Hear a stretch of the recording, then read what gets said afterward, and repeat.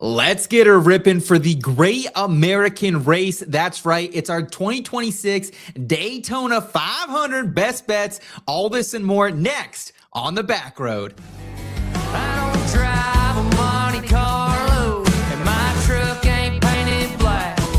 It ain't got a big white number 3 turning left around the track.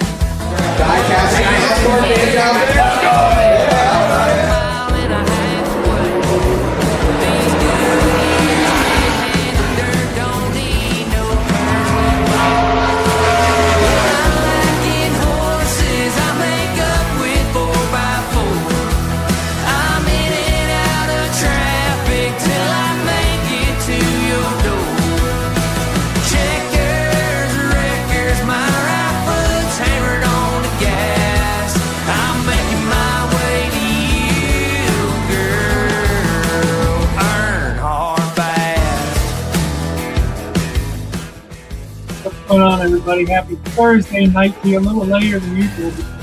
Qualifying Elliot Hicks, Seth Woolcock Chris Collichio here with you. The off-season's over, boys. It's the Cup Series season getting ready to start. It's our Daytona 500 show. Most exciting time of the year, Seth. Elliot, look, there are a couple weeks every single year throughout my life that I get excited for. Of course, week 1 of the NFL football season, college football season, that first week of the college semester in general, back in the day, right? Silly week. That was always a good time for sure. And then Speed Week, man, that's the other one. All week long, we've already had 2 days of great racing. Excited for 3 more to come, and excited to break it down with you, both you and Chris, and the entire IBT family tonight, my friend. Yeah, definitely really exciting. Lots of exciting stuff to go. Chris, happy to have you here with us as well. I always like doing a little 3-person show here for Daytona week, and especially with your additions to our betting model. Like I said a couple weeks ago when you were on for the Clash, really excited to have you on board, and only going to help make our bets a little better throughout the weekend and throughout the year to come.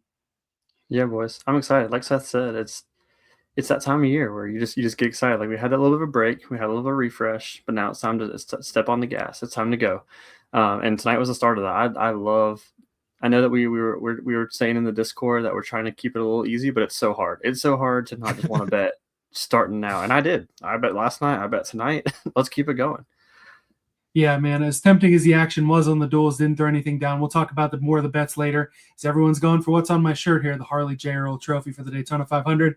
We'll go in the rear view. We'll chat about what just went down during the duels. Qualifying order is all set, and lineup is finalized, everything like that. In our Horizon Forecast, we will break down everything there is to know about Daytona, and then in our Parking Garage Props, we'll give you our best bets for the Great American Race. And like I said, we got 3 of us here. Normally, we would probably have Rod Villagomez on too, Seth. We wanted to shout out him and his family tonight.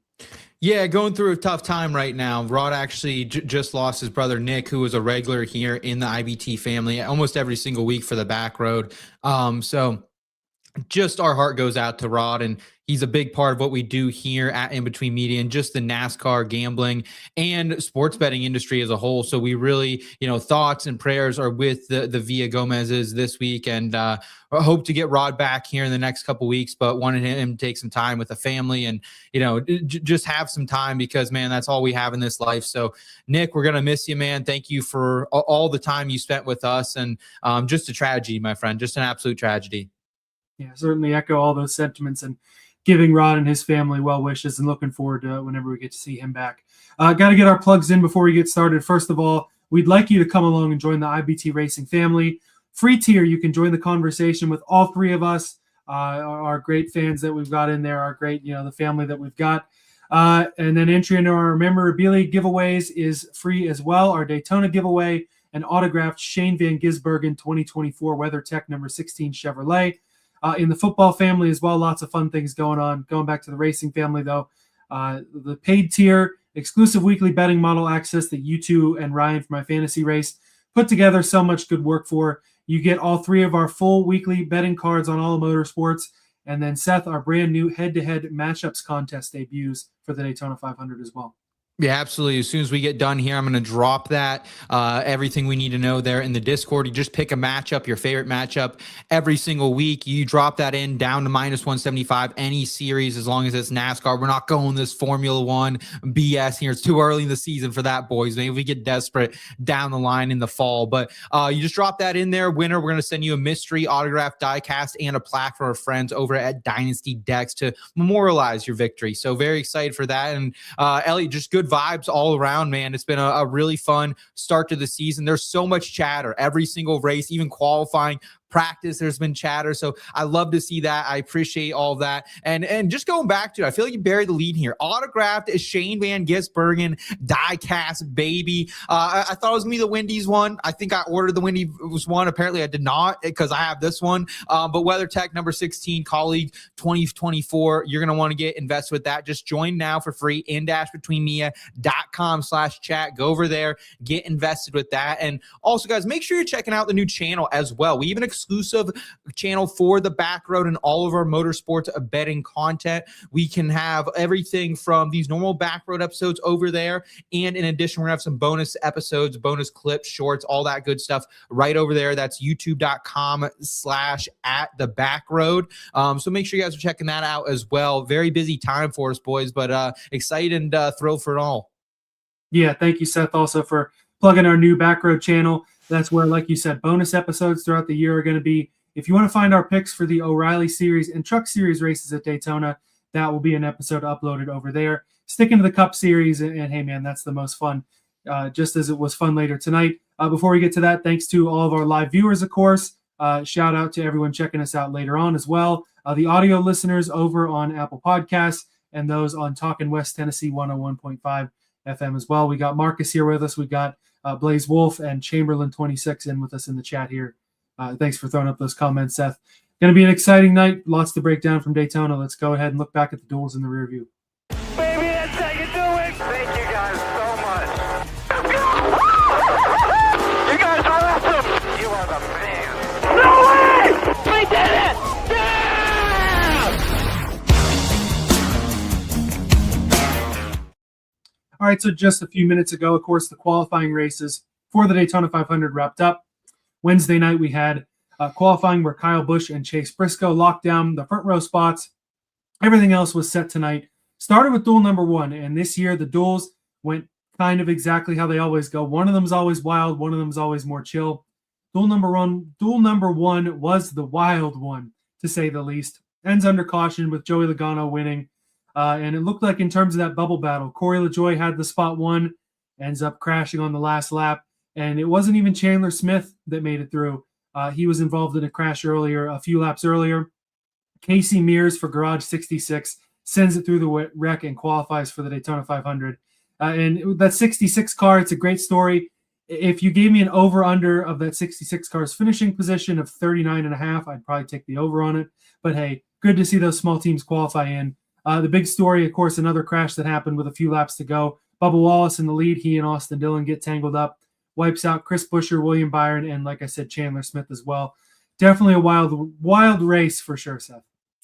One of those that you look back and you're like, yeah, I'm kind of glad I didn't get invested, right? Because if I was going to bet anything, I was definitely going to go with Ryan Preece in this race. I thought he was looking sporty. I also, back 2 days ago, I was like, should I bet Chase Briscoe for the pole? So I kind of saved myself a little bit of heartbreak on those. But one of those races where, you know, I was also eyeing up like a Chandler Smith head-to-head matchup, I think with Zilich, and thinking about paying the juice this week. So I was like watching Chandler Smith pretty closely to see if I'd have any buyer's regret not getting down on that. And then all of a sudden, Casey Mears just out of left field when things get squirrely at the end. I'm on Bubba to lead 3.5 laps. We'll talk about that on Sunday. So I didn't love to see him get in that scrap as well. Don't really know, Chris, do you know what happened to Bubba on that run there? Because it felt like he made a great move, jumping to the inside with a ton of momentum, was going to take the lead there. And then all of a sudden, it felt like, I don't know if he just got hooked, got a little squirrely, but something happened and he toe tipped out of there. Yeah, he had a ton, like a huge run, and he got too far out in front. And then when the pack got that momentum on him, they hit him way too hard, and he just got wiggly. The good news for Bubba is he didn't hit the wall on either side, and he was able to spin it to where none of his tires popped or anything. So he's got no damage. They're not going Like they're not going to go to a backup or anything like that. So he should be okay. I mean, obviously can be starting towards the back, but still not better than I feel like going to a backup for sure.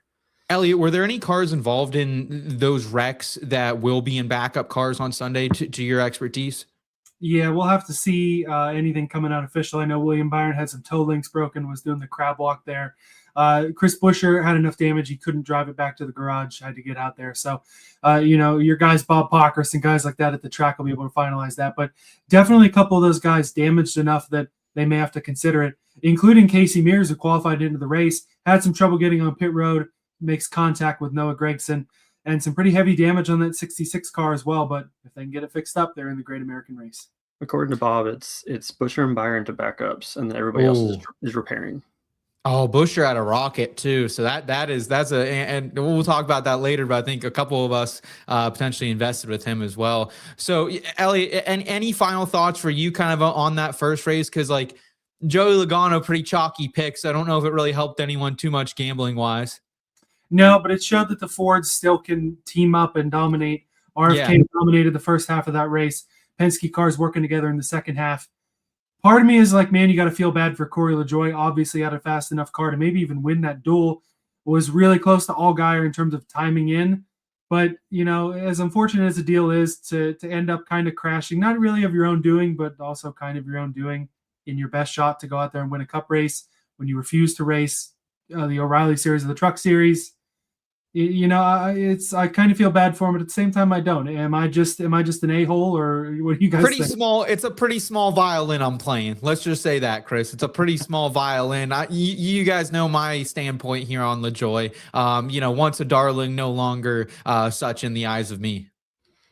Yeah, to put in the words of a dear friend, Full Tank Phil, he likes the guys who are not afraid to like take that hit to the self-esteem and just go down the lower series and just try to win. And the fact that Corey is just like so unwilling to do that and like talks crap about the Truck Series and Xfinity Series, and then like comes to the Cup Series and has all these unfortunate breaks. It's like, I hate to break it to you, buddy, but that's just bad karma. Just suck it up.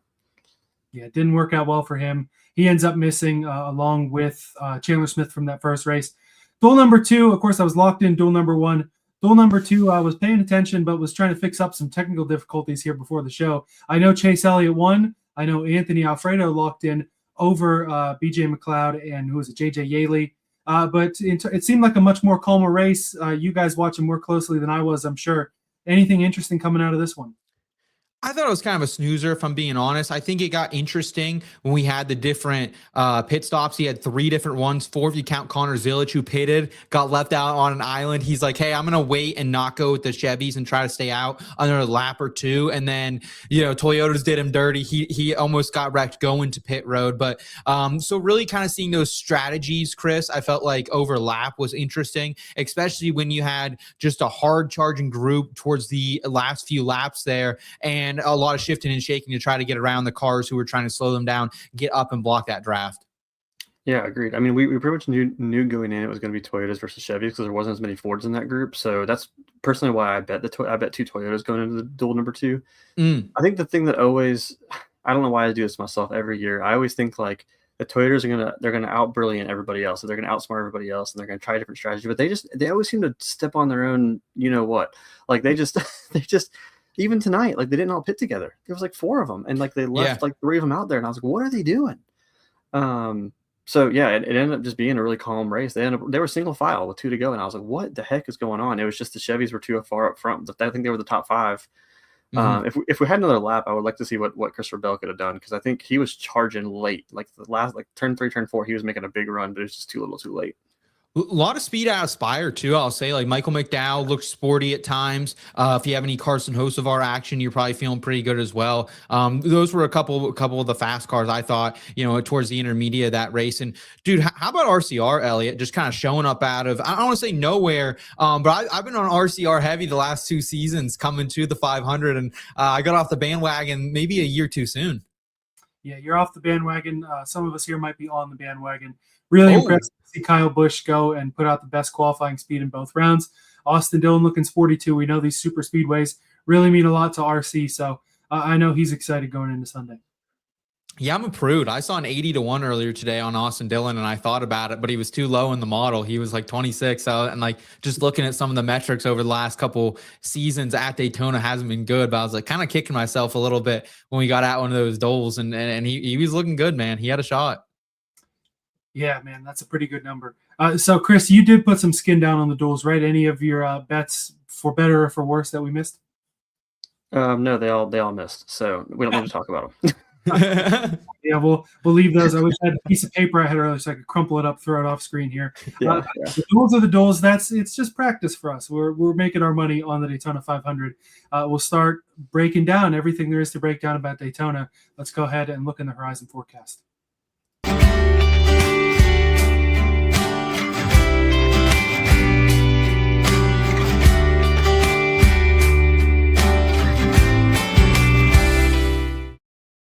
So, of course, our entry list, normally we still have qualifying to go when we do this show on a Thursday evening.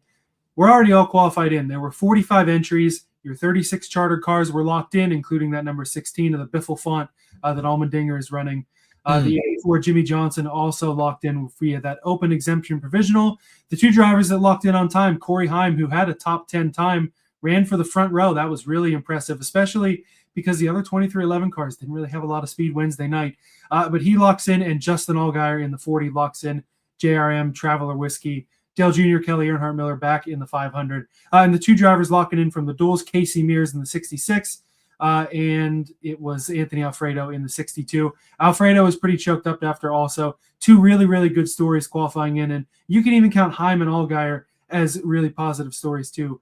All four of these guys, great storylines, and they'll be running in the Great American Race on Sunday. There was something last year about sweating out, getting a little gator in that Sunday race that I really enjoyed, but having him just lock in yesterday with Heim too, which this is like a big spot for Heim, right? And like the two best guys got in, if we're talking from like a pure race perspective and probably also an equipment perspective, I think the two best racers got in on Wednesday. And then today, was it what we expected or hoped? Probably not, but Alfredo is a wheelman. Like that guy just goes out and he is an absolute baller, especially on the super speedways, man. He's great at conserving fuel, and then when he gets that green light, man, he can turn it up. And what was that game last year, guys? It was like really popular where it was just like drafty car. Yeah, like he's just a drafty car guy. I swear, like that. Like the character even looks like him, I think. So yeah, Anthony Alfredo, a certified drafty car champion. Yeah. So unfortunately, that means Chandler Smith in the 36, JJ Yaley in the 44. BJ McLeod in the 78 and Corey LaJoie in the 99 all missed the race. Starting lineup is set. I don't have the full lineup in front of me. I know Kyle Busch and Chase Briscoe is row 1. I know Joey Logano, Chase Elliott, row 2. From there, go to NASCAR.com, take a look. You don't want to hear me read it all anyway. The schedule for the rest of the weekend, though, that's more intriguing to everybody, I hope. Truck qualifying, that amazing truck race that we're going to have tomorrow night. Qualifying is at 3 o'clock on FS1. O'Reilly Series gets cars on track tomorrow for the first time at 4:30. That's on the CW app. The Cup Series has an extra practice at 5:35 on FS1. Then your truck race, the Fresh from Florida 250, green at 7:53 on FS1. 20 laps, and 60 laps, your stage lengths. I know we're going to talk about this more specifically in the bonus episode. Or we had a couple comments there if we want to chat about them too, Seth. Or you were just kind of... I like the Hocevar one. If you want to put that one back up, I like that one actually. I agree. I was gonna mention that about Duel 2. Like when I saw Hocevar running P2 with Elliott, it was Elliott and Larson, I think, right? Like sandwiched between them.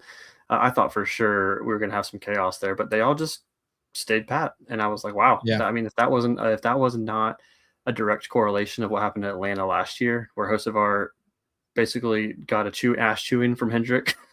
Yeah, right. I think if again, I've already kind of said this before, but I do think that I said on Phil's podcast, I do think Hocevar is going to be the guy that eventually takes over the 48. I think that might have been a little bit of a hint right there, right?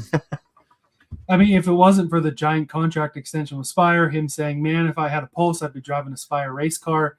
Yeah, I feel like he might be Spire's guy. There's a lot of candidates, of course, that could go in that 48. Hocevar, very talented, though. I think if it was the same situation on Sunday, he may not have had such a cool head, but very mature decision from the driver of the 77. Yeah, absolutely. Sorry to interrupt you there, Ali. I just wanted to bring up what TK and our boy Chamberlain were saying. I completely agree. I definitely want to hear what they're talking about. TK saying it was smart of them to use Briscoe as a sacrifice lead car, Hendrick executed better by keeping them separated. And a good point too. Spire probably told him to keep it clean for Chevy. Also, Suarez probably already damaged. That's true. He was involved in one of those late wrecks, so the team doesn't need more risk. Yeah, that's the biggest thing about the duels is they can tear up a lot of equipment, whether you go to a backup or just have to have a few long nights in the garage. Kind of is what it is there, but it's part of what makes Daytona so unique. And what's going to be so unique, like I said, the truck race, 7:53 tomorrow night, going to be green, the fresh from Florida, 250. I know we're going to talk about the bets in a specific episode again on the Backroad sub-channel that we've got going, but I do want to get your guys' opinions on just, an absolutely ridiculously stacked field, a lot of fun. Smoke's back in the garage. Cletus got approved. So many Cup drivers in the field. Travis Pastrana's out there. It's going to be a good time for sure. Hocevar, Ricky Spinhouse, let's go. Michael McDowell, you got Justin Haley down there full time now. It's gonna be good, man. Chris, I know you're not a huge gambler on the lower series, but is this still must-watch television for you tomorrow night? Oh, 100%. I'm looking forward to just sitting on my couch and being a fan tomorrow night and just enjoying what we're seeing. Like, Tony Stewart is back in NASCAR. Come on now, that's yeah. awesome. So yeah, I mean, it's gonna be must see TV. It's a great way to start out the season, regardless of tonight. Like, obviously the duels are important too, but to start the truck series with that field is so awesome. Yeah, it'll be fun to watch. And the books, to an extent, kind of really don't know how to play it. Again, we'll talk more about that a little later. So that's Friday for you. Saturday, you got the O'Reilly qualifying at 10 a.m. on the CW app. If you feel like watching ARCA, good God, I can't imagine betting ARCA at Daytona. Thankfully, you got to go to the offshores to do that, basically. That race goes green at 12:15 on Big Fox, so wider viewing area there. Cup practice one more time, 3 o'clock on Saturday, FS1. And then the O'Reilly Series back on the CW this year, the United Rentals 300, green at 5:15, 30, 30, and 60 over there. The odds really make it seem like it's the Austin Hill and Jesse Love show again, and kind of bedlam from there, which makes that an interesting one to bet too. Chris, even if you're not betting it, any particular thoughts or leans you might have in the O'Reilly race? I'll be honest, no leans. Fade Big Country. Yeah, fade Austin Hill because the numbers kind of make you do that. It really is bedlam out there. Yeah. I was telling Elliot before the show, I really pretty much stick to Cup Series when it comes to betting. I just like being a fan of the other two series. So. Yeah, and Seth, most of the time that probably makes sense. Not that we haven't, we've had our generational bets on what was the Xfinity Series, but can be really, really hard to handicap those races sometimes, for better or for worse. Makes it more entertaining. Just as Sunday's Daytona 500 is going to be green flag 3:13 p.m. Forecast says probably good to get the race in, but man, oh man, it seems like just about every year, every other year now, some sort of rain affects it. But we're assuming we get it in Sunday, 3:13 p.m. on Fox, 65, 65, and 70. Hoping for a little more of the fun racing, a little less of the fuel saving and stuff like that. But we'll see how it goes. That's just kind of the way the Daytona races nowadays as we start to break down the track. 2.66 mile super speedway, your primary comp Talladega, secondary comp Atlanta, super speedways. You kind of can blend them all together and not get the same stats out of them, but you're going to see the same kind of racing at all three of the super speedways. Yep, pretty much. And especially at Daytona, it feels like they really like to nurse maybe it's because the gravity of this race. Maybe it's also just the fact that things can get a little sketchier out in Daytona with a little less room to maneuver than somewhere like Talladega. But it feels like they really do like to nurse it. So I'm not expecting anything more than the fuel mileage gimmick we've had lately, I think, honestly, Elliot. Yeah, unfortunately, that might just kind of be how it goes. So we'll have some trends to break down for you as well. And I know we've got the model that's been out too to our paid subscribers. I also broke it down in an article that came out this morning. Last year, we did an article previewing the model, how it all went together, the top 10 in the model, and giving you some outright picks. Not doing that every week, but wanted to do that to kind of introduce Chris's additions to the model. And yeah, man, lots of good stats in there and really put together a clear picture. The one thing I did notice, the top number, I think it was Chris Buescher all the way down at 75%. But the super speedways, man, they just have such crazy variance that even a 75% is kind of a good number when you factor in all the super speedway stuff.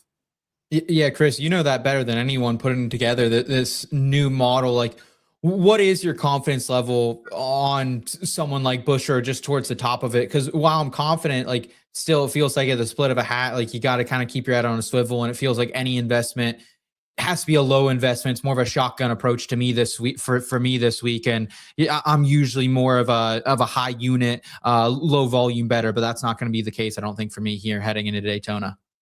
Yeah. Very similar convo to like what me and Elliot had during the class too, right? Like the model is here as a tool to help us, but don't use it as your Bible, like by any means. Like use it to kind of see who trends well at these tracks or maybe has good luck, if that's the way you want to look at it, right?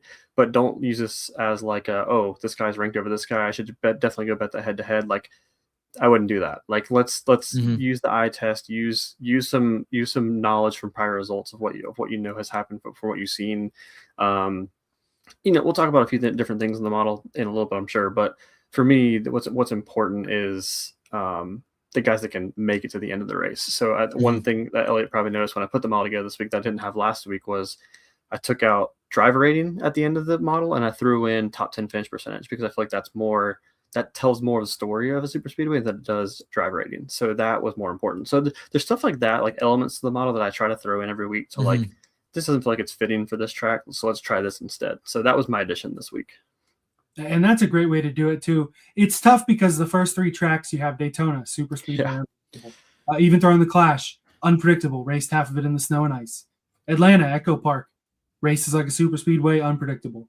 Coda's the 3rd race, road course, SVG and Zillich going to whip everyone's rear end, and that can almost have an asterisk mark on that whole track too, just being as wild as it is. It might take until that 4th race at, I believe it's Phoenix, to where you get to Phoenix, you get to Vegas. And the model, again, I agree, don't use it as a Bible, but you can definitely be a little more straight up on things looking at the model at the more traditional tracks and not the ones where you have the insane amount of variance like you do at our beautiful, wonderful super speedways. Yeah, and I know sometimes even following the model too high last year at super speedways can get you in trouble, right? I mean, there are going to be tracks like we hit Cindric last year. I think Atlanta, Talladega Spring, I think is where we hit him.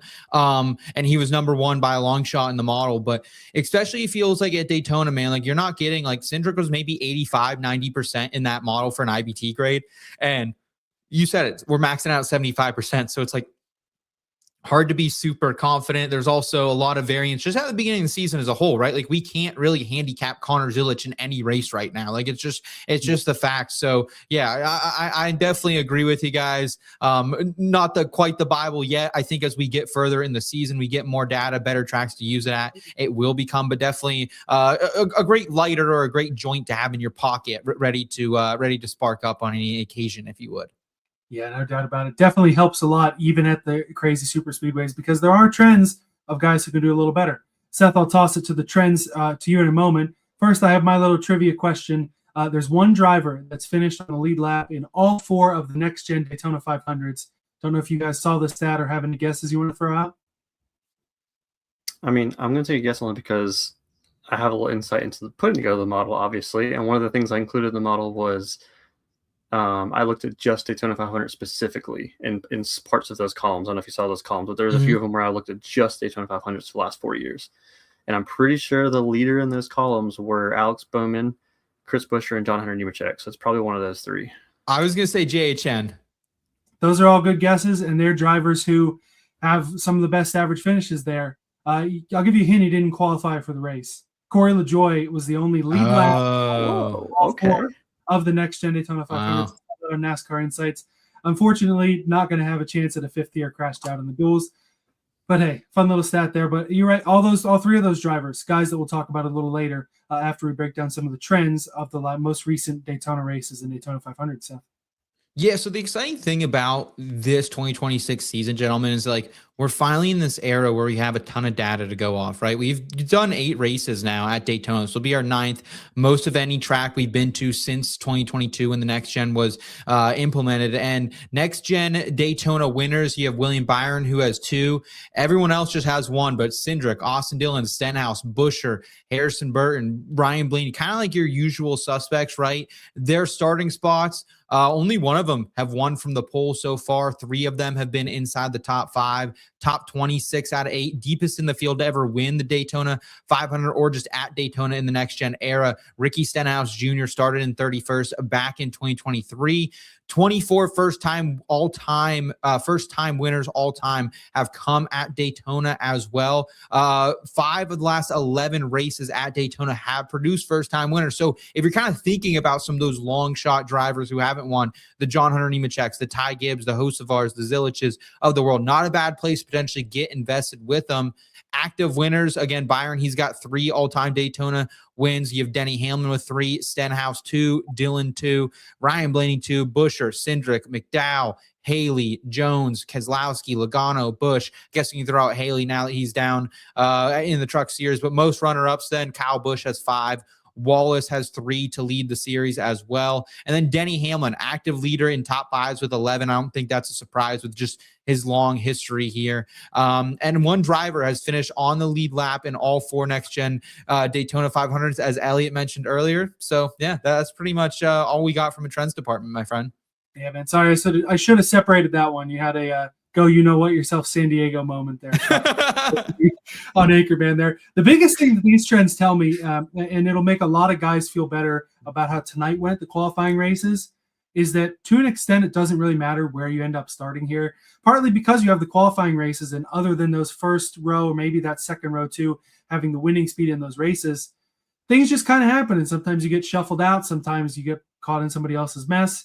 And even having a pretty bad starting position for this race, the way that it's set up, certainly does not doom your day by any stretch of the imagination. No. Yeah, 100%. I agree. Like this is probably one of the only weeks, well, other than the other super speedways, I won't even count Atlanta in this though, but it was one of the only weeks where I feel comfortable building my entire card before practice qualifying, because nothing changes my opinion. Even the fact that Buescher is going to backup, it's like, oh well. So what? Who cares? So what? Who cares? Yeah. Especially like 500 miles, right? Like we saw Ross Chastain win a 600-mile race in a backup car, right? In a backup car, starting from the back of the field too. Yeah. All right. So before we get to the bets, iFantasyRace.com every week an asterisk mark driver of the week. I didn't see an official report this week so far. Maybe just one of those things that either I missed or that we didn't get pulled up here. Well, I think everyone's a bit of an asterisk mark when it comes to Daytona. Yeah, that was what I was about to mention. Is that could have very well been part of it too? Is you could have half the field in this. The guy that this gentleman here, or this person here mentioned, had Hocevar 16-1. Really thought he would try and win. He's going to try and win the Daytona 500. I can certainly tell you that. And he's an asterisk mark driver for me in the 500. He started 2 of these things. 2024, there was that lap. It was lap 2 or 3 crash of a couple of drivers. On that Monday afternoon. Carson Hocevar was one of those. So in his rookie year, knocked out of the Daytona 500 pretty early. And then last year, pretty early, beginning of the race, some kind of mechanical issue for the 77 of Hocevar, was caught behind the 8 ball all day. So he's just hoping he can have a car at full strength past about the 10th lap of the race, and he'll be happy. So definitely a guy that I feel like, especially after what we saw tonight, has a little more that he wants to show at Daytona. Yeah. I absolutely agree with you there. Maybe the comment of the year so far on the back road here, Elliot. Harrison Burton, usual suspects. Seth found some Bud Light Lime. I used to run the absolute crap out of Bud Light Lime when I was like 18 years old. Went down to like Ocean City, Maryland for senior week. Just absolutely ripping on the Bud Light Lime. Have not had one since then. So we're going on over a decade now without a Bud Light Lime. So Elliot, maybe that's something we take a gander at as we make our way up to Pocono this summer. Well, hey, we got to introduce Busch Light Lime over this past summer, and no offense to Bud Light, but this is a show, this is a company here where we're ripping the Busch Lights more than anything, just as we are this evening. Ooh, is that a Busch Light apple too? Was that an apple? Wow, those are the best. That's why you load up when you find them, and then you're here. You know, they're past 8, but they still rip. Wait, hold on. Don't bury the lead here, Chris. So Elliot comes up to the house last week and he tells me, yeah, I just sold a 30-pack of Busch Light Apple on Facebook Marketplace for $35 and said, bro, I'd pay you $50. What the F you doing? Like, what are you doing? Come on, man. That was dirty. Don't tell me about it if you're going to do it. That's disrespectful. There's still some more in the basement here, and for legal purposes, that's hearsay. There's no official record of any of that happening. But true. If you want one, there might be some more with your name on it here. We've got a lot of names that we're putting on our betting cards for Daytona this weekend. First, we want to shout out one of our partners, though, Seth. Yeah, WannaParlay. They have been just absolutely great to work with the last few seasons with us, and they're creating fun and exciting competitions that really just connect people. And like that, at the end of the day, folks, that is what fantasy sports, that is what sports betting is all about. Yes, we all like to win, right? We all do. But at the end of the day, like my favorite thing is sweating out these bets with the fine people over there in the IBT Racing Family Discord. That's the best part about it. And WannaParlay, they really embody the joy of winning, the heartbreak of almost winning, and all the other emotions that you're going to experience during competitions. And it's from the brains of two former Kansas State college football players. Go Wildcats, baby. Hopefully Avery Johnson a little better season this go around. But it's all about stacking legs, competing with real sports lovers like yourself, and getting real cash wins every single freaking day, baby. You can 1,000 times your money and cash out fast. Are you ready to get in the game and flex those parlay legs? Download the app for iOS and Android and get a 100% match bonus when you use the code IBT at sign up. Again, that's code IBT to get a 100% match bonus at WannaParlay. Link in the episode description as always, and let them know we sent you. Code IBT. We'd appreciate that. And, supporting our partners is just one more way you guys can support us here at the Backroad. So we appreciate that. Yeah, no doubt about it. Shout out to WannaParlay. Looks like a lot of fun. Not something due to my day job I can really mess with, but definitely worth supporting them, and worth supporting all the initiatives we have here at IBT. Appreciate you guys. At the very least, give it a like. Go ahead and subscribe, not just to the In-Between channel, but also to the Backroad sub channel that we've got ripping now. You can watch our old content over there. Live streams end up over there, and our bonus episodes as well, including our O'Reilly series and Truck Series bets for Daytona. Going to be over there at some point tomorrow before the Truck Series race starts ripping. And again, those are fun series as well, but they're not the Daytona 500. This is the 500, and it's time to lay the bets on the card in the Parking Garage Props.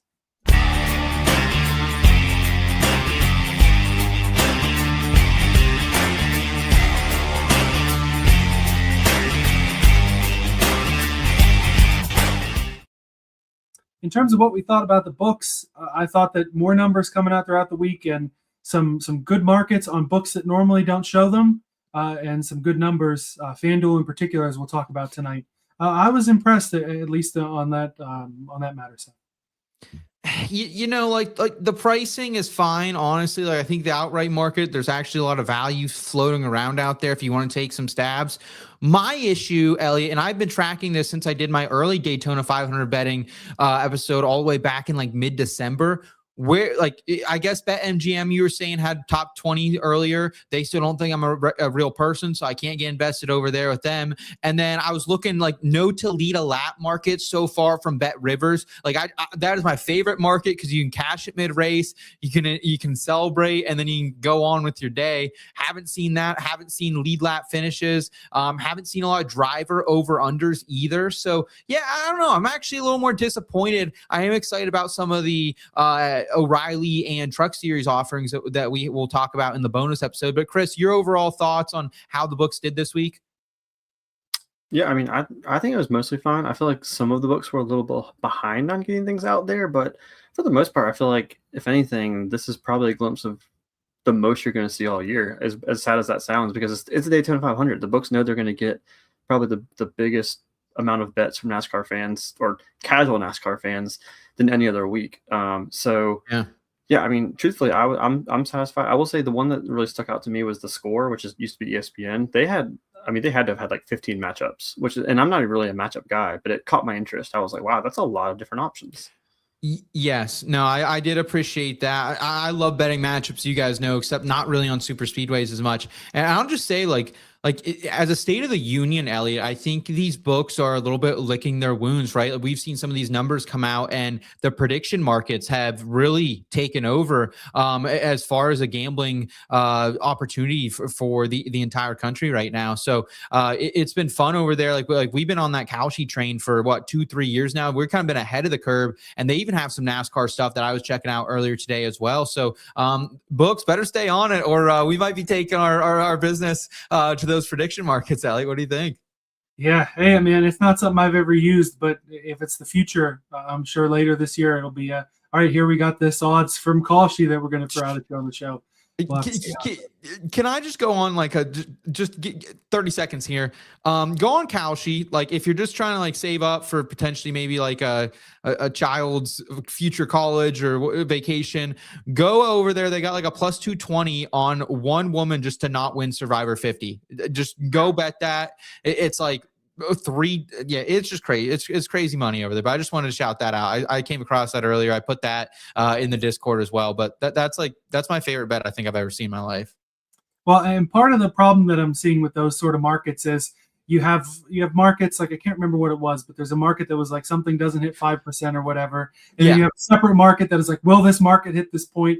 And you have the people betting in that market manipulating the original market, and it's just there's a lot to work out.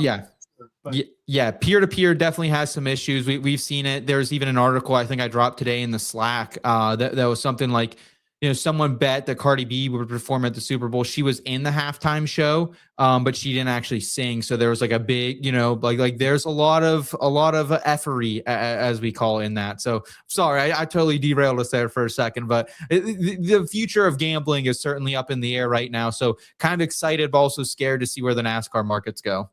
Yeah, man, we should have had a discussion on this over the winter. Lots of great winter content. If you guys are really itching for extra content, we put out lots of fun stuff over the off season, breaking down full season markets, ranking the books, fantasy drafts, all that sort of stuff. And I guess we'll recycle to this conversation after Homestead in November, or maybe during one of those off weeks we'll have to. But in terms of Daytona, I'm going to take the lead here because I've got the winner of the Daytona 500. I've got him set. I've got him bet. I've got it set. It's Kyle Busch. It's his year. 21 years of trying, 21 races of trying for him. He already was a pretty trendy pick, and that's before he went out there and won the pole last night. One of the things that I jokingly mention on here a lot is, man, that's a nice paint scheme. It's going to make it go faster. Or look at the way this car is designed. It's going to add 5% or whatever. Kyle Busch in his post-qualifying interview, you see there, zone jalapeno lime flavored zones out there. He says maybe those flames on the car added that extra speed and got it there. Before I get your thoughts, though, on what you think of Kyle Busch to win the 500, Seth, what are your thoughts on jalapeno lime flavored nicotine patches? As I know it's a market that you dip in more than myself, similarly to the world. Yeah, I've actually been on like the smooth train lately. Like I'm usually a mint guy. I've actually kind of ventured to the smooth, like original no type of flavor, which that's actually kind of, so I think jalapeno, going from that to jalapeno would be quite the jump. Hey man, you like shooters shoot, right? And I think if you're a shooter, you're going to shoot some jalapenos, upper deckies, but it's probably a no for me, dog. On Kyle Busch though, or just on the limes, jalapeno limes? Just the jalapeno limes. I will say, like, it would be fitting considering I bet like Kyle Busch at every super speedway last year for him to go win one finally. So yeah, I mean, and it's a great number. I was betting me at 16-1 last year. So the fact that you were on a 20 has to feel really nice, honestly. And I'm sure that his odds will only become more, they'll become more inflated because of him winning the pole. This was a pre-practice and qualifying number, as are most of my bets here tonight. A couple of them even from December that I'm shouting out. 20-1, man. Chris, I don't know what you think of Kyle Busch. It's kind of funny that the super speedways and maybe the road courses are kind of your only shots here for Rowdy. And this could bite you just like a jalapeno lime zone would bite me if I tried one right now. But I'm really liking Rowdy, and I think, the storybook ending that it would be, not an ending, but finally putting that page in his resume would be really neat to see. And to get it at a 20-1, like we both were saying, I think it's a pretty good number. And 100%, it's a great number, especially now. I mean, even before, like Seth just said, 2 years ago, Kyle was a contender at every super speedway. Then last year had a fall off. And then this year, it seems like, even Austin Dillon tonight looks really good. So I think RCR is back at the super speedways, and that's good for Kyle Busch. He ranked 7th for me in my model, even before practice and qualifying. So yeah, I'm wishing I was on this with you, because I think these numbers long gone. I don't know what he reopened at, but I'm guessing it's probably going to be in like the 14-15 range, I bet. And maybe I don't know if I'm willing to go there. 11-1's out there for Kyle Busch at this point. I don't know if that's too low for a super speedway, but the way the book's going the poll, I'm saying he could be down in that way. That's me. Okay. That's me playing bookmaker. I'm not sure what he's opened at here either, but. All I'll say is it took Richard Childress to get called a dumb redneck one freaking time, and all of a sudden he's got some hot rods out there. So don't piss off RC. Do not piss off RC. That's the moral of the story here, boys. Not only that, sorry, I didn't mean to cut you off, but not only the calling him a dumb redneck, but then they also had Did you catch the part of the lawsuit where they apparently broke like a Oh, yeah. non-disclosure clause or whatever? And I Yep. think that's still being worked out. Like I think he was real mad about that. There's some 16 to 1s I'm seeing with Rowdy out there too right now, still to MGM. Everywhere else, so you're seeing an 11 to a 13 to I see a 14 out of friends from Pittsburgh as well, Elliot. All right, so we were kind of on the same page. 16 is a good number now. They are greedy enough to get down to 11 to 1. But so we got our first squad ride of the 2026 regular season. I've got this one at a 20 to 1. Chris, you have him at plus 2,500. Top guy in the model. Yeah, Chris Buescher, which, after we just watched what happened, I wish that would have turned out a little better, but at least we know they've got RFK's got the speed. They always do. Model aside, if you have been a fan of the Cup Series last 2 years, you know that RFK, they always tend to find each other. They link up and they stay stuck like glue to each other. And they don't let anybody between them. They just always run so well together. And on top of that, Chris Buescher tends to be the one that gets the finishes. I don't know how, because Keselowski, he runs like a bulldozer at these tracks, but he stays out of Kez's way. But yeah, like I said, number one, the model, shocked by that, by the way. I don't know what models are going to end up. I just put the data together and I just flip back to that page to see what happens. And I was like, whoa, that caught me off guard. But man, he's always a player. Top Fords are always a top contender.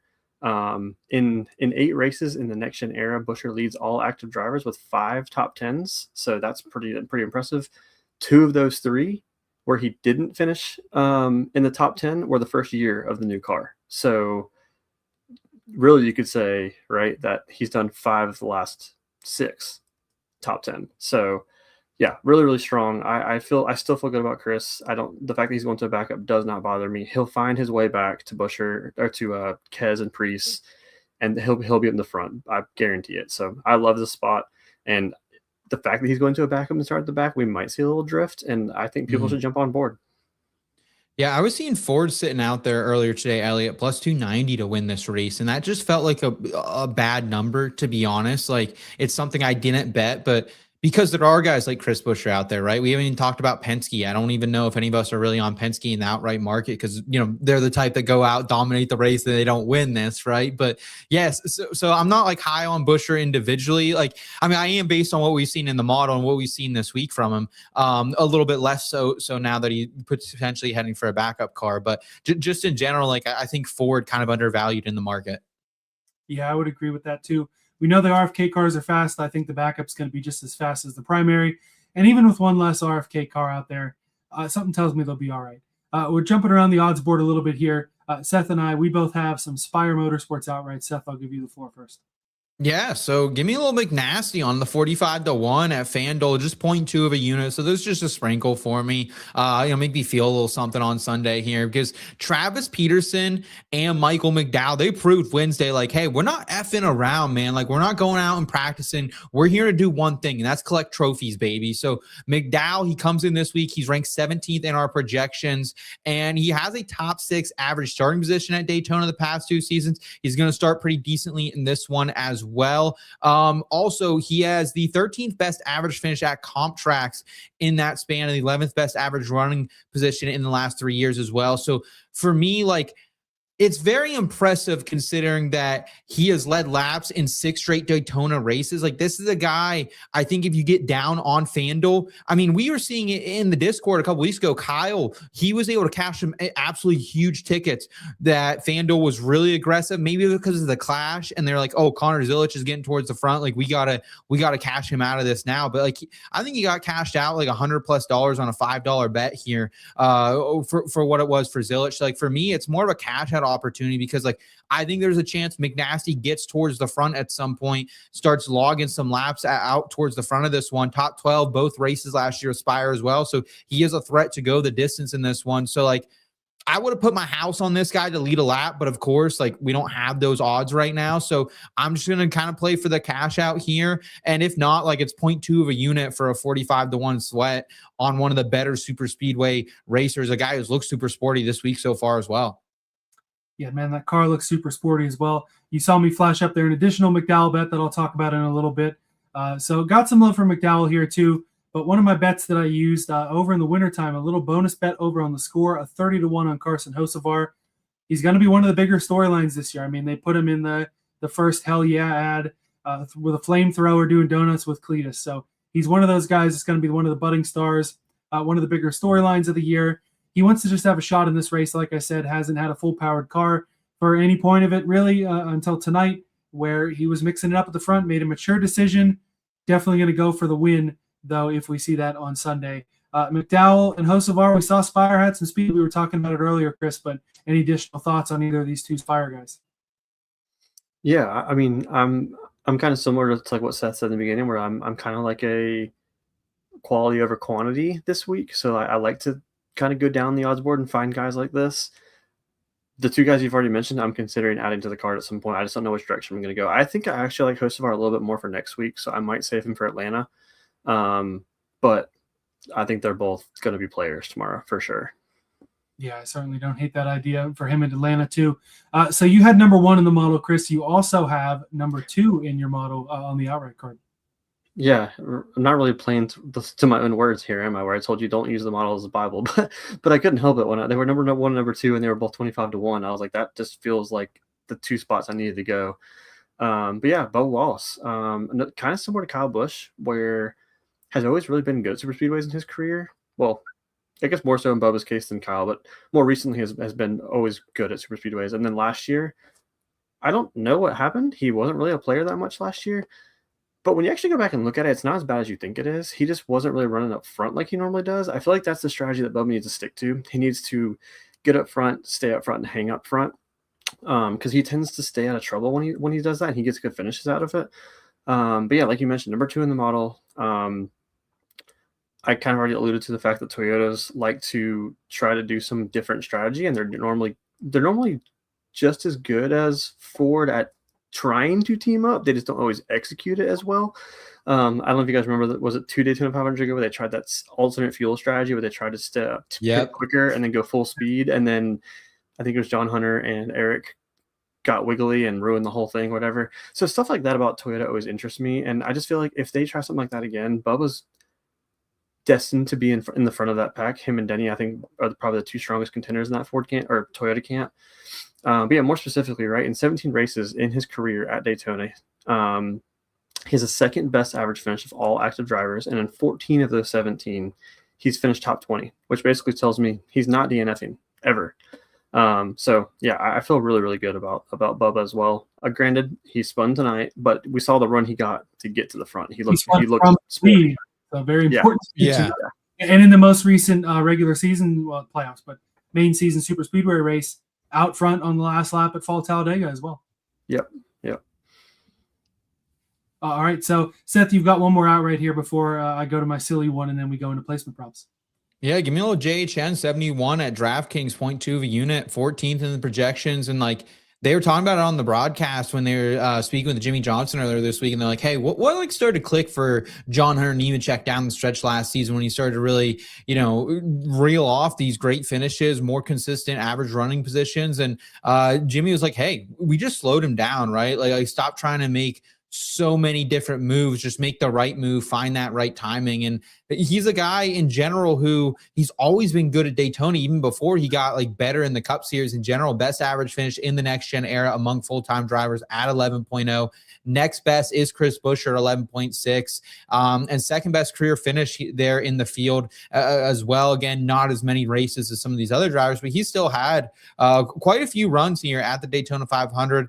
I've seen him for as low as 45-1. I was actually trying to get invested over at FanDuel initially for that cash out opportunity. However, he was down at 45-1. So I'll take a 70-1 stab here over at DK. Yeah, that's a really good number. You're right, though. FanDuel, still some JHN disrespect, as I'll talk about here in a little bit. But yeah, JHN, not a bad pick either. And I like what Legacy's doing. I know that Jimmy also mentioned that there's not a what's the word I'm looking for? There's a collaboration this year, he said, with Joe Gibbs Racing. Not an alliance, but that could help improve both JHN and Eric Absolutely. Jones.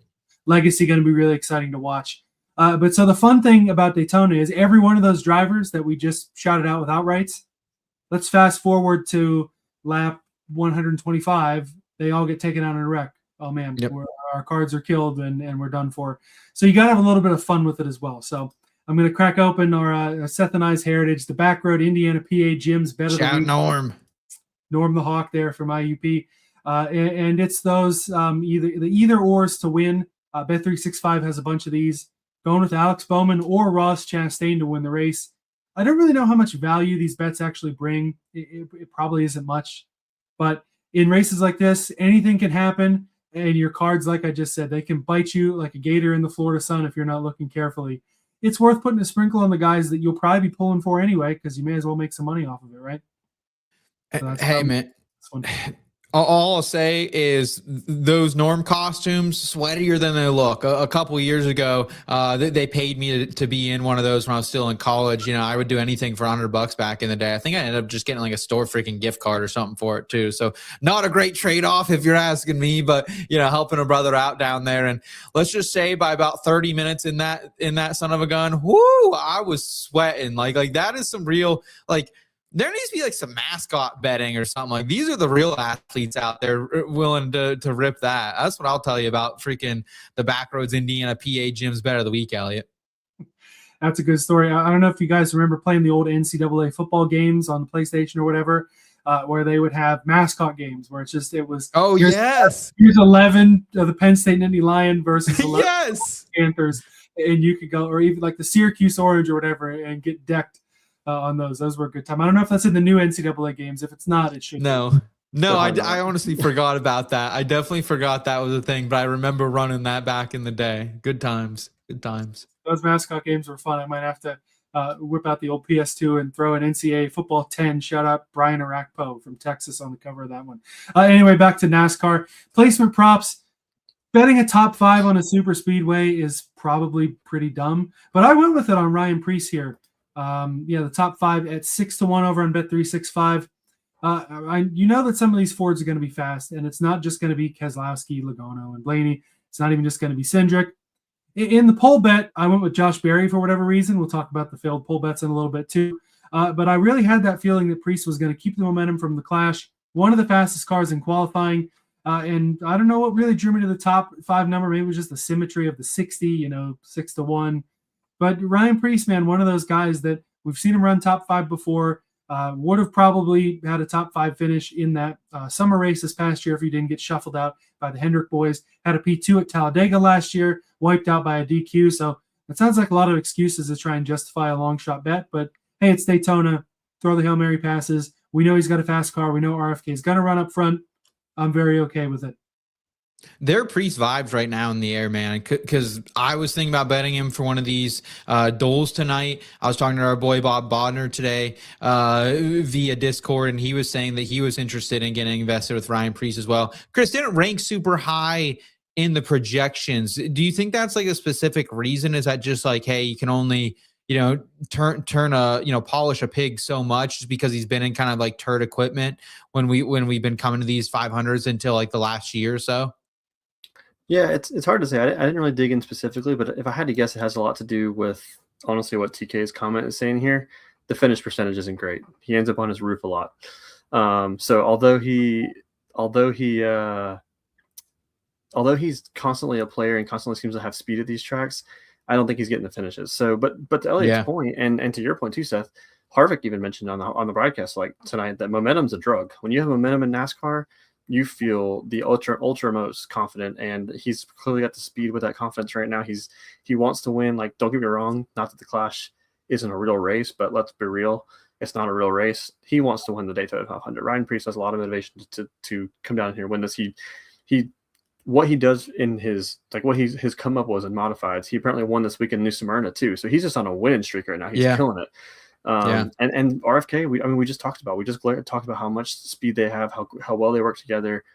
I think this is a perfectly acceptable long shot top 5 play for sure. And speaking of momentum here, Elliot, our boy Chamberlain riding with me on McNasty. Let's go. But Butels not coming with you on Hocevar, not after today, man. So Butels is saying F you on that one, Elliot. Hey, Hocevar is tough. And if you say Preece or Hocevar, who's more likely to flip in the Daytona 500, I'm probably going to go Hocevar now. I think Preece has already hopefully had all his bad luck, had all his airplane space shuttle rides out.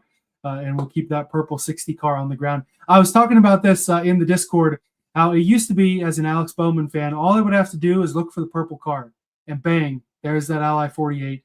But today in the duels, you had Bowman, you had Ryan Preece in that Viva number 60, and you had Bubba Wallace in the Xfinity 23, all purple cars. And right after I said that, Mike Joy, who, God bless him, his best days are behind him, but he still sounds great up there, referred to Bubba Wallace as Alex Bowman about 3 separate times over there. I bring up Bowman not only because I'm a Bowman fan, but because, Chris, the guy who you're trying to throw out of the 48 car, you got some money on him here in the Daytona 500. You're right. I do have money on him, and it's no shade here, no shade. I actually do enjoy Bowman as a person. I just think this is a big year for Bowman. I think he's gotta prove it. But hey, I would love to do him right. Love for him to do it right here. So yeah, I took him top 10 plus 175 at the score. I think he ranked 5th. Is that right? Sorry, I should have had that in the notes, but I think it was 5th. 4th, actually. 4th, 70%. Top 10 there, yeah. But yeah, so he's got 4 top 10s in 8 races in the next gen era at Daytona, which is second to only Buescher. And he's second among active drivers in average finish at Daytona 500 specifically. He's only behind one other guy that we already mentioned. So you might ask, right, like why didn't I play the outright? Personally, for me, this is one of the things, right, like just looking away from the numbers, right? When you just physically watching, and Elliot, you can probably speak to this too, being a fan, I just don't feel like he's ever in the front 2 rows fighting for a win when it comes to the end of the race. I just think he just always ends up there. Like he's kind of always hanging around that like 8th to 12th place and just gets finishes. But I don't feel like he's ever like battling for a win. So that's why I felt a little bit more comfortable here with the top 10, playing a little safer, the plus 175. And similar to what I just said about Bubba, in 19 tries at Daytona, Alex Bowman has 2 DNFs. That's pretty incredible. Wow. What a stat. Part of the problem is one of those was last August, getting wrecked pretty early there in a race he needed to win, but it worked out for him. And you make a good point. Looking at the last 3 Daytona 500s, 2023, 4th or 5th row didn't really have a shot. 2024, they should have held that you-know-what, son of a you-know-what, and yellow flag button for another half a second, and he wins the Daytona 500. But then last year as well, not only not in a contention to win, after Riley Herbst spins, moves out of the line, and if there wasn't that crash gaining him those spots back, would have ended up at 15th or something. So top 10, definitely a better number. Of course, I've got those purple tinted glasses that I still can't find on as a fan. I've got the outright 35 to 1, a little sprinkle, and an over 10.5 laps led bet at plus 160, both from Caesars. Only mildly confident that they might hit, but definitely having some confidence in my guy here. At least a little bit on Daytona, because the super speedway, he's run better than I would expect him to there. He's an underrated super speedway driver, just not able to get the wins, at least short of 2020 iRacing Talladega. We got some breaking news coming in here, boys, from Duels. Anthony Alfredo DQ'd due to a transaxle cooling hose that was not fastened properly on the right side. Oh, my goodness. That's unfortunate, because Beard is probably the smallest team there. I mean, it's between Beard and Garage 66.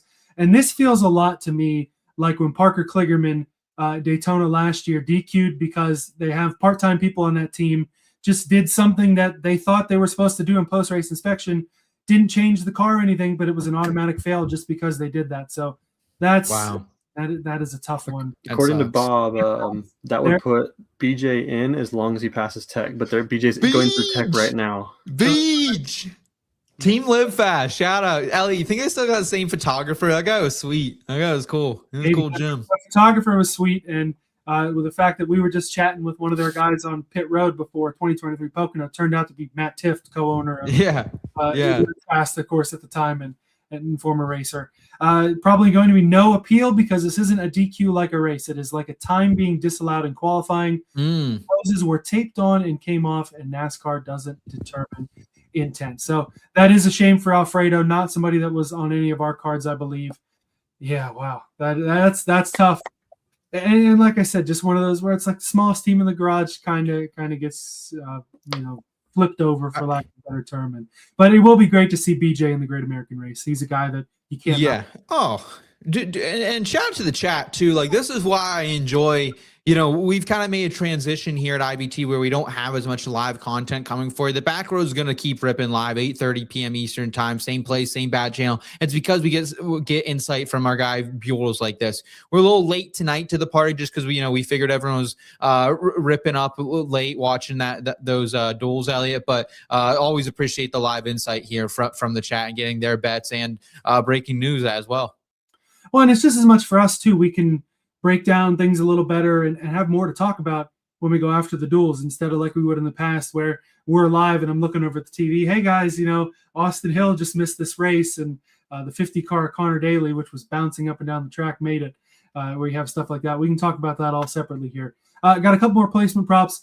Seth, just want to confirm I didn't see anything from you over here in terms of No, and I don't blame you, because some of these numbers are definitely a bit of a stretch. Before Chris and I give the rest of ours, I don't know if you had any commentary on that. No, I mean, again, it'd be awesome if we could get like to finish on the lead lap or some top 20s from other books other than MGM, or just like, I'll drink some juice. I ain't afraid to drink juice. And like, I probably should have some more longer shot top 10s on the card. I looked at them, but the drivers I want, they just weren't worth the squeeze. So no, I'm interested to hear what you have, Elliot. I actually think you have some good numbers, because I know some of these were pre-P's and Q's, which definitely helps the fact. Yeah, I want to give the floor to Chris though first. He's on a guy that I'm on in a couple other separate markets as well, and a guy that we've already talked about a little bit in John Hunter Nemechek. Yeah, so I'm on him in two different facets. So I jumped on the top 10 first. It's plus 300 over at FanDuel. Great number. That was the case up until just before the duels. I wouldn't expect it to be much shorter than that after the duels either. I don't really think he's impressed that much, but honestly, a very similar case to Alex Bowman, just a smaller sample size. But he's first among active drivers in average finish at Daytona 500 specifically, but also first in average finish at all races at Daytona for drivers with more than 3 races under their belt. So I think it's an average finish of 11th, if I'm remembering correctly. He's like, I think it's like 10th, 17th. Sorry, let me tell you exactly what it is. 10th, 17th, and no, 7th, 15th, 5th, and 17th. Wow, that's weird, actually. 7s and 5s. But yeah, I just, and I think it was Elliot touched on it too. Like, something about Legacy that just feels like they might actually be onto something this year. Like, there's a small inkling that makes me interested in seeing what they're going to have at intermediates, because we've seen flashes in the pan from them last year at intermediates too. So yeah, I'm Eric Jones is normally my guy when it comes to super speedways, but I'm real excited about John Hunter this weekend. And yeah, I just happened to come across the top Toyota bet as well at plus 20 to 1. Just to beat the other Toyota guys. I mean, don't get me wrong, Denny's going to be hard to beat, Seabell's going to be hard to beat, but none of them are elite, right? I think anything can happen in the Toyota market. So I'm more excited about that one, I think, than the top 10, just obviously because of the payout, right? More money. Yeah. Well, and the Toyota group's bigger this week than it usually is, but it's usually just a big group bet, right? And right now I'm seeing JHN for as low as plus 180, and actually just opened back up at FanDuel here. It seems within the last couple of minutes, plus 370. So even a better number out there now, which I'm surprised. So I might be grabbing that as soon as we're off this one, because a 3 to 1 was looking better earlier in the week, and it kept creeping down. So to get it right now, almost 4 to 1 feels really nice. Man, and I thought a 3 to 1 was a really good number. I'm on that one too, and it transitions into my McDowell bet. FanDuel, great mid-tier top 10 odds, ones that are a lot longer than on other books for whatever reason with FanDuel, and now even longer with JHN, who I thought he did better in the duels to start all right, but I guess not. I guess it'll be toward the back. This McDowell one, though, one caveat, FanDuel offered me a no-sweat token this week, so I threw a bet on a no-sweat token, so I get the money back regardless. Those kind of things like that from the books. I don't know how often you guys find them. Obviously, you're going to use bonus bets and things like that to your advantage. You really have to use them to your advantage on super speedways, because it kind of gives you that mulligan where you can kind of cut your losses a little bit better there with some of those advantages the books can give you. Well, I was just going to say almost at the top of the show, and I kind of missed me, but like Sunday, you were going to see more NASCAR promotions than you will almost the entire rest of the year. So take advantage of them. Keep a little bit of your betting bankroll available for those to get invested with that. So like even DraftKings, like this is the one weekend a year. They'll have something. FanDuel will have a boost out there for you, or a free bet as well. So yeah, great pointing that out. And FanDuel's super sporadic with when they give you bonus bets and when they don't. So we'll definitely be checking that out as well. Yeah, that one's got the no sweat, but some cold hard cash on some other ones I'll run through real quick. Top 10 for Justin Allgaier, plus 350 over on FanDuel. I'm glad it gets a chance to hit the 40 locking in on time. I had this before qualifying, so glad it worked out. We know Junior and JRM brought a fast piece once again. Same path for Allgaier that he used last year, kind of not stay out of the fray, but keep the car in as close to one piece as you can. Make it to the end of the race. Pull out a top 10 finish, exactly what they did last year. In that it was more of a sleek scheme last year, this year more retro, but either way, again, also part of that rooting interest bet where, of course, it's cool to see Junior's car run well and run in the Daytona 500. So 3.5 to 1 for a top 10, I don't hate it. This is probably the only time all year you are going to see me bet this guy. Give me Cody Ware for a top 10 at 7 to 1 from Bet365. Last time we were here, led his most career laps in the summer race. His best career finish, I believe, is at Daytona. Probably that race a couple years ago where everybody but Austin Dillon, Austin Cindric, Reddick, and Chris and I were watching that race together. Yeah. Everyone wrecks out except for those guys. And his best run of 2025, P12 or P13 at Summer Atlanta. His best runs all come at super speedway tracks. And last night in qualifying, the car had more speed than I expected. He put down a lap that, obviously didn't hold up as well in the duels. I don't think he finished too terribly well in the duels. But I look at that lap and I was like, man, that Ware car has a little bit more speed than I expected. They're over to Chevy now, which makes things maybe a little less unique on their end. But, they're probably still going to finish, 36th in points. I'm not expecting them to do any better than that. Very possibly a lot better than that come Sunday for Cody Ware at a 7 to 1. And then I'm also in the manufacturer market as well. Separate bets on Todd Gilliland and Zane Smith to be the top 4 to 22 to 1. People really forget Front Row Motorsports and especially Gilliland, really, really solid on super speedways. Zane Smith, I was really impressed with him at the summer Atlanta race. Was one of those 3 or 4 guys really mixing it up late for the lead, really impressive from that 38.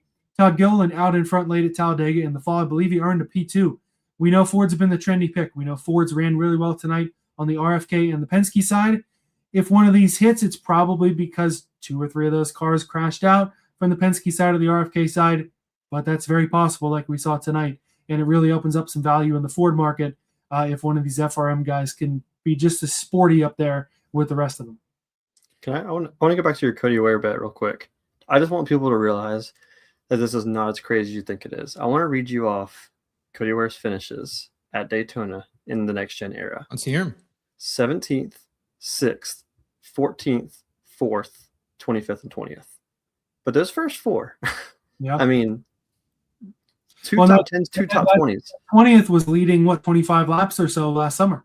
So, well, also let's not forget that if he was on the inside of William Byron on that restart of last year's Daytona 500. If he was on the outside, he wins that freaking race. I also had a bet for him to finish on the lead lap, a pretty hefty one, and the fact that still did not cash when he was on the lead lap and I thought crawled to the finish line. I'm still getting DMs about it. I still don't know how that wasn't graded the right way. So no, I'm with you guys here in support of Cody Ware. His time has come and gone to be on my betting card, but I'm glad he's at least, mentioned in the show and back on someone's betting card, Elliot. Man, and it was worth looking at the bottom. It always is on super speedways. I've got a couple in our bonus O'Reilly and Truck Series episode that they can be head scratchers, but they're ones that can hit on a super speedway, and I'm excited about both of them that we'll talk about. And the specials market, something really cool to get invested in at Daytona because there's so many of them out there. But I want to touch on a group bet that I have first. Something about we want to just bet some Shane Van Gisbergen as well. Maybe it's a nice paint scheme. Maybe it's the marginal fandom copium or whatever. But this is an intriguing group. Group H over on Caesars, where you have SVG as the long shot against Noah Gragson, John Hunter Nemechek, and AJ Allmendinger. I know JHN, really, really good stats here. But Gragson, I mean, we didn't even talk about this. We saw him be dumb enough to forget about you can't put your hand over the opening of the window stuff, and he gets his time disallowed. Ends up going to be starting toward the back now because of him being involved in that crash in the duel. Just a brain fart over there. Brain farts get you crashed to get you in the garage in Daytona. And AJ Allmendinger, very, very, against Colleague this year in terms of their performance. Super Speedways might be their only shot to run up front. And if there is going to be a car that runs badly enough to challenge Cody Ware for 36th in points, it might be Ty Dillon. Daytona is the great equalizer. I get it. In JHN, good stats here, but all good stats, all good trends. Super Speedways are the place where they come to an end. I felt like SVG at the bottom of this group, I don't know if it's quite as much as a blind squirrel can find a nut once in a while, but it's a shot I wanted to take over in the groups. I'm not a big group bettor either. Seth, I know you're not a big groups guy, but you want to throw some fun in your Daytona card. And I thought this would be fun too. This one would be awesome if JHN wasn't in it. No way I'm betting against JHN in this one. But I do like SVG over those other guys. You said, pick one or you're gonna die. I'd definitely pick SVG. I think that's where I'd go on that one. And a lot of Cody Ware love in the chat tonight, boys, as well. TK saying he's a survivor. All it takes is to avoid last lap wrecks and stay moving. Chamberlain, he's riding Cody Ware with you as well, calling him the Forrest Gump of Daytona as well. So that's great to see that there's a lot of Cody Ware love out there right now, Elliot. 7-1 for a top 10 on anyone at Daytona. I mean, we've seen it happen, like you said, twice in the next gen, Chris, and led laps on the other time. All right, let's get to the specials market. Seth, it's been a minute since we've heard from you. I want to hear your Bubba Wallace prop bet. Yeah, I said I was taking a shotgun approach, but I definitely am a bit more conservative. This is the one bet I gave all the way back out in that December video when I did an early Daytona 500 preview episode solo. And it's Bubba Wallace over 3.5 laps led, minus 115 at Caesars. I'm down 3 units. This is like most of my Daytona betting card is going in this bet, which I'm very glad he kept it off the wall. Would rather have seen him start towards the front. But number 2 in our projections, 6th best in next gen average finish, 7th in next gen average total speed rankings as well from our friends over there at ifantasyrace.com. He has hit this in 3 of 4 500s in the next gen car, averaging about 9.5 laps led in that span in the Daytona 500 and average start of 14.5. So I was expecting him to start towards the front. He looked like he was going to, got a little too far out there. It seemed like in the duel. But he was definitely a ripper. So I'm feeling all right about it. I still think Bubba finds his way to the front eventually, but might not be as early as I was hoping for sure. And then I'll keep us moving here. Over 20.5 cars to finish on a lead lap. For me, this is one of my favorite bets of the weekend, minus 125 at Bet Rivers. I've actually seen this as low as minus 135 at some other books like Bet365, like Caesar. So I'll take a chance to get invested with our friends over in Pittsburgh. This is hit, boys, 6 out of 6 times last year on super speedways, right? And that includes 24 on the lead lap in the 500 and an average of 24.5 drivers finishing on the lead lap just in general at super speedways. You look at past Daytona races, definitely not as good in the next gen, right? Like average of 19.9 drivers finishing on that lead lap, but it has hit in 2 straight races at Daytona. And also, like, I think that's due to a couple reasons, right? Like, one, we're playing fuel mileage chicken for half the race. So how many wrecks is really going to happen within the first couple hundred of miles? And then also, like, we have full 40-plus car fields. If you go back to the beginning of the next gen era, there was a lot of races, even 500s, where it was 36, 37, 38 cars. We got 41, right? So that's going to help us for sure in this one. Plus, like, drivers are they're more in tune with these cars, right? They know how to rip them around a lot more than they did 3-4 years ago at the start of the next gen era when you would see 14, 15, 17 cars finish on the lead lap. So I'm really excited for this one, down 1.5 units on it. Appreciate it, the minus 125 number at Bet Rivers. But yeah, these are my 2 big bets for the weekend. Bubba Wallace over 3.5 laps led and over 20.5 cars to finish on that lead lap. I like both of these bets before we get to our head-to-head matchups contest. I've got bets in both these markets also. Ryan Blaney over 12.5 laps led at minus 115 at Caesars. Feels like a slam dunk to me. At some point in this race, probably in crunch time, Blaney's going to be in control of this race. Seems like a very easy number to hit. And hey, how many wrecks can happen early on? Enough to knock out 4.5 cars in the first 100 laps. Plus 165. Feels like our shot of a big one happening in the first half of this race. Plenty good enough to take this number. If you're more against this, I guess the DVP no longer knocking out cars after 7 minutes maybe helps us not work out. But like we saw tonight, the big ones, even the not so big ones at super speedways, oftentimes can be pretty big. Didn't necessarily look like Buescher's car was all that beat up, gets out of the car. A couple other guys that were damaged enough to go to backups that, if it happens in the first 100 laps, they're not making it. So will it be a case like a Brendan Gaughan flip in the photo there? Hopefully not quite that bad. We don't want to see anybody upside down, but I'm betting on an early enough big one to take out at least 5 guys. Yeah, hopefully not. Hopefully not for my sake. I hope not, but you might be onto something, my friend. Hey, all right, so our head-to-head matchups contest, any matchup, Cup, O'Reilly, Trucks, you said set the odds cannot be any lower than minus 175, correct? Yep, absolutely. You can find it again over there in the IBT Racing family. Again, it is a premium feature, so you have to be a paid member, but it's only $3.99 for a month, $36 for the year. You can also join for free. You can get invested with just us in general. Come join the conversation. We're sweating out bets live. We're talking motorsports really every single day in there. Also, you're going to get access to the football family, the entertainment family, the golf family, entry into our giveaways for free as well. But yeah, the head-to-head contest, make sure you guys, if you are a paid member, you're dropping those in the head-to-head matchup contest channel every single week, and we'll have an updated standings next week as well. So looking forward to that very much. Matchups are my favorite thing to bet, so that's why I made this competition, because I can do what I want, I guess. But so I guess I'll start us out here. Jesse Love plus 130 at Caesars against Austin Hill. I'm down for a unit on this one. Love is 3-1 against him in his career at Daytona. Average finish of 11.5. Hill's 22.5 in that span. And I know like Hill's the darling of the books this week, but Love's even led more laps than him. 78 laps in that span. Usually leads some laps to Daytona. Hill had one race where he had like 56 and then led a couple here and there, but only 73 total. And Jesse Love also 3-3 against Austin Hill in super speedways last year. And every time Austin Hill didn't win, like he wasn't even close. And that's because this guy's a whiny baby who races people like he's the big bad bully in the hallway. Well, I hate to tell you, big bad bully, but the prom king, Jesse Love, he's in town, baby. This is his school now. So I'm all over this price, man. I've seen Love down to actually minus 104 versus like a minus 110, minus 115 Austin Hill. So I think plus 130 is just an absolutely gainer from our friends over there at Caesars. I appreciate that one a lot. Yeah, that's a great price. We'll talk more about that in our bonus O'Reilly and Truck episode. Chris, your matchup in the Truck Series here regarding a couple guys who duked it out in the Cup Series last year. Yeah, I'm going with Justin Haley plus 110 over Carson Hocevar. That's over Bovada, so offshore. But this might have a lot to do with watching that race for the seat show. But I'm really excited for this the Dodges or the Rams, I guess, to watch them in the Truck Series. Justin Haley's always been a guy that's been very good at super speedways. We saw him when he's in the Xfinity Series, win multiple races. The Cup Series has been competitive. Now he's in the Truck Series. You would think that's going to all translate. Carson's not a guy that I truthfully like. I know we talked about a little bit tonight. Just he's always good, but he's not a guy that's, I would say, elite at super speedways. I think Justin Haley is a better super speedway racer than him.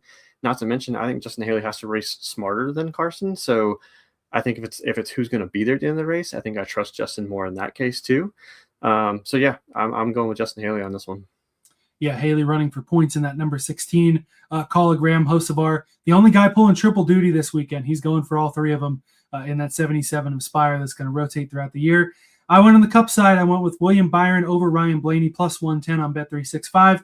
My analysis is as simple as this. You're giving me the guy who won the last two Daytona 500s at plus money over anybody. I like it a lot. Enough said. Yeah, so hey, we're looking forward to the rest of the year on the head-to-head matchups contest. Going to be fun over in the family, just like we've got lots of fun happening in between media all the time, Seth.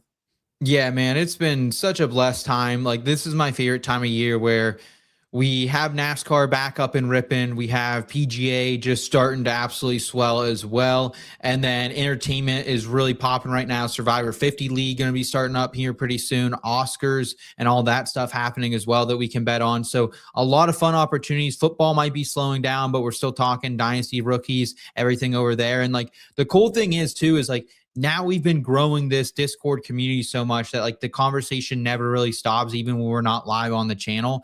And at the same time, too, we've been building out all these sub channels like the Backroad sub channel that you guys can subscribe to. It's youtube.com/@thebackroad. If you're watching this on playback, it'll also be collabed with that channel. So you can just click below and see it there, or the link is always in the episode description as well for that channel. So if you guys can subscribe there, again, Elliot and I are going to put out our Xfinity and Truck Series betting cards over on that channel. We're going to record that right after that and then get that out to you sometime tomorrow. So So just a lot of goodness. Appreciate everyone who's come along for the ride. Appreciate all the new staff members. Chris, you've been an absolute gem to work with, and I'll call you a gem because your wife once called me a gem, and I thought she was calling me a gym.